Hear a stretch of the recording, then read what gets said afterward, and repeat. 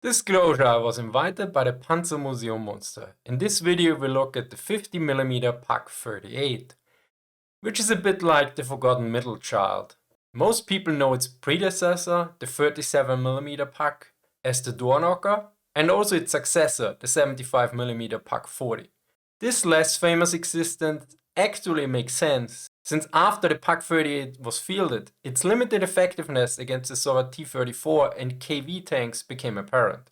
It still was better than the 37mm Pak, but it was of limited effectiveness against modern, medium and heavy Soviet tanks.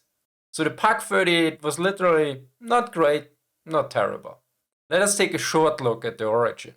The Germans before the war were aware that this 37mm anti-tank gun would need a replacement due to the increase in armor protection of French and other tanks.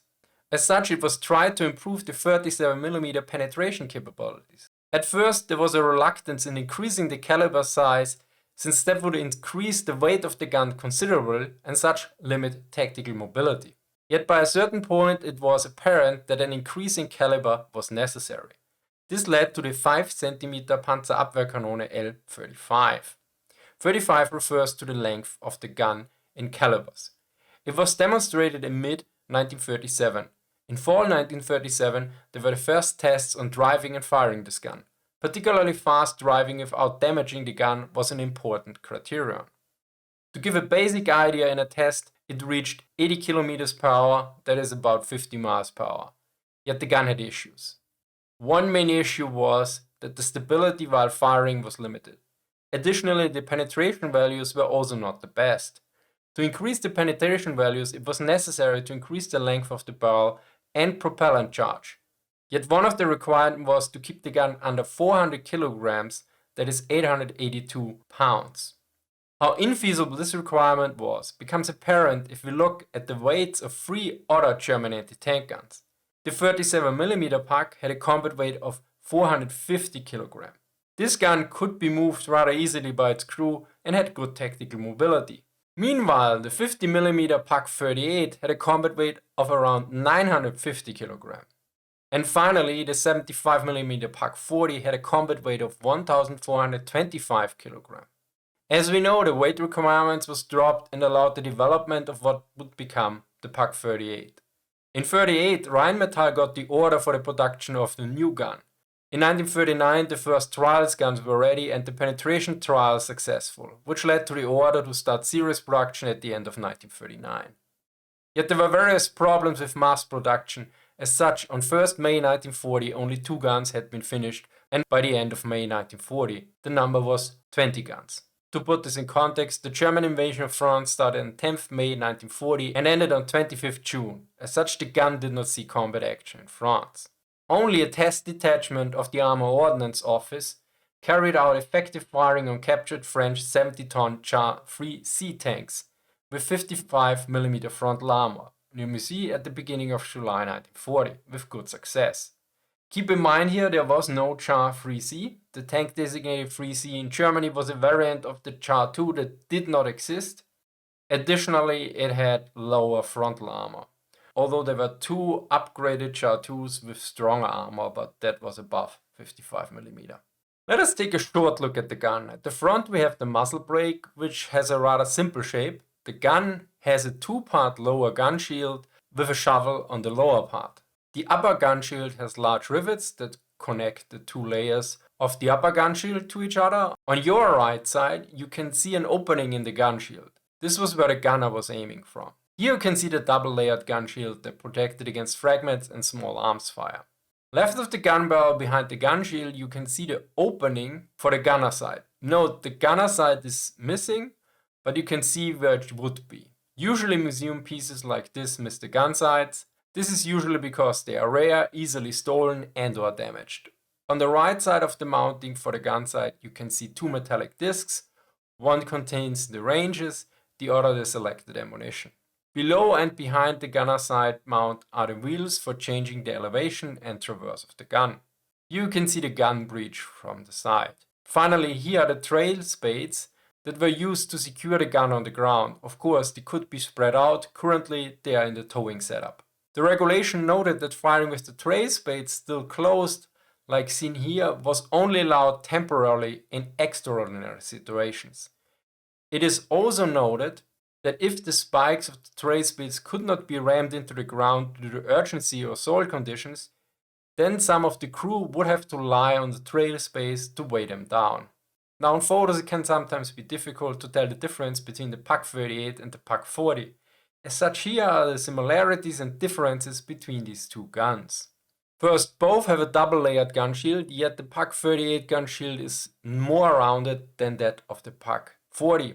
Another aspect of the Pak 38 gun shield is that it is a bit more complicated. While the Pak 40 gun shield has basically 3 major angled surfaces, the Pak 38 has 5 angled surfaces, as you can see here, namely the centerpiece and those 2 on the outside. The muzzle brake of the Pak 38 is also more rounded than that of the Pak 40. Although it looks on all the photos I've seen so far that way, I'm not completely certain if there weren't different muzzle brakes for the Pak 38. Next, let's look at the penetration values for the regular armor-piercing projectile Panzergranate 39 and also the armor-piercing composite rigid projectile Panzergranate 40. Note that these values are at an impact angle of 30 degrees. At a range of 100 meters, the penetration is about 69 mm with the APC-BC shell and 130 mm with the APCR. At 500 meters, these values drop to 59 and 72. At 1000 meters, the values are 47 and 38 mm. To put this in perspective, the effective armor thickness of the upper hull front of the KV-1 was 87 mm, the Crusader had 40 mm, the Matilda II had 75 mm, the M3 Grant had 59 mm, the T-34-76 had 90 mm, and the Panzer IIIH had 51 mm. So if these numbers are correct, even at 100 meters the gun could not penetrate the upper frontal hull of the modern Soviet tanks nor the British Matilda II. Keep in mind that 100 meters for an anti-tank gun is way too close for comfort. Although the APCR round had a strong penetration value at 100 meters, it significantly dropped off at 500 meters. That it had issues with the modern Soviet tanks and the British Matilda II.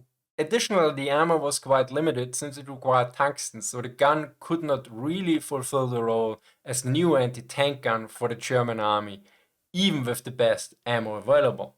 Note that the turret and mantlet armor thicknesses were sometimes quite different from the hull values. Now let us look at the crew. Although the Pak 38 was lighter than the 75 mm Pak 40, the crew size was the same. According to the preliminary regulation, the crew consists of 8 men, 1 squad or gun leader, 1 gunner, 1 loader, 4 armor bearers and 1 driver. So if the gun was in position, they would be located as follows. The gun leader would be on the left side of the gun behind the gunner that was using the gun sight. The loader would be on the right side of the gun. Behind him was the first armor bearer that handled ammo to the loader. The second armor bearer was further behind and would stack ammo for the first armor bearer. The third armor bearer was further behind. The fourth armor bearer was with the limber. He also acted as a replacement. He and the gunner are not visible here, as in the manual. For towing, the vehicle of choice was the 1-Tonnen Zugkraftwagen, literally 1-ton towing vehicle. This was a half-track, more specifically the Sonderkraftfahrzeug 10. Although there also exists table of equipment and organization that use the French Renault Louis Chenelet prime movers, Fleischer notes that trucks and Soviet prime movers were also used. So in practice, all kinds of combinations likely saw action. In terms of production numbers, the Pak 38 was mass-produced from 1940 to 1943 with a total number of 9,568 guns according to Hahn. This number might be too high.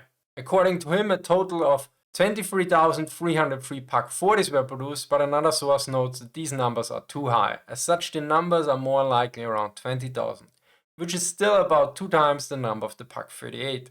Of the 37mm Pak, more than 11,000 were produced before the war and at least 5,000 during the war, so more than 16,000 in total according to Hahn. Note again, other sources note lower numbers. As such, the Pak 38 was the third most produced German anti-tank gun of the Second World War, since all the various other anti-tank guns were produced less than 5,000 times. This again fits with the middle child theme. In hindsight, the Pak 38 seems like a bad compromise. It had more than double the weight of its predecessor, the 37mm Pak, while having considerably less penetration capabilities than the 75mm Pak 40, that weighed only about 50% more. So it didn't have the punch nor the mobility. Similarly, the Soviet and British 57mm guns had far better armor penetration capabilities, but also of a larger weight with around 1250 kg for the Soviet CIS-2. So why had the Pak 38 lower penetration capabilities? The answer seems rather simple. While the Pak 38 was designed in 1938, the other two guns were designed after the war had started, namely in 1940. As such, the reason for the comparatively lackluster performance of the Pak 38 was likely due to the fact that it was too early, and keeping the weight down instead of increasing the penetration led to a gun that was outdated once it reached the front lines. At least for the German-Soviet War, where the Soviet armor production in 1941 outpaced Western designs.